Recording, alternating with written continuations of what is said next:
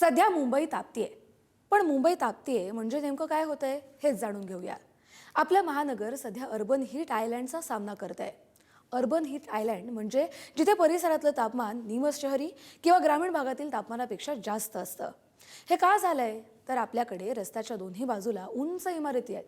त्यामुळे तापमानात प्रकर्षानं बदल झालाय.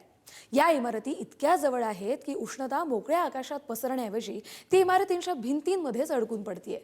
दुसरं कारण म्हणजे एसी, गाड्या, बस, रेल्वे, बांधकामं, कारखाने या क्षेत्रांमुळे वाढलेलं तापमान. आणि तिसरं कारण असं की आपल्याकडे बांधकामात डांबर, स्टील आणि विटा वापरल्या जातात, ज्याचा रंग असतो गडद. त्यामुळे अर्थात या वस्तू सूर्याची ऊर्जा जास्त खेचून घेतात आणि गरमी वाढतीये. या अर्बन हीट आयलँडचा पर्यावरणात देखील परिणाम होतोय. त्यामुळे हीट स्ट्रेस, हीट स्ट्रोक असा आपल्या शरीरावर देखील परिणाम दिसतोय.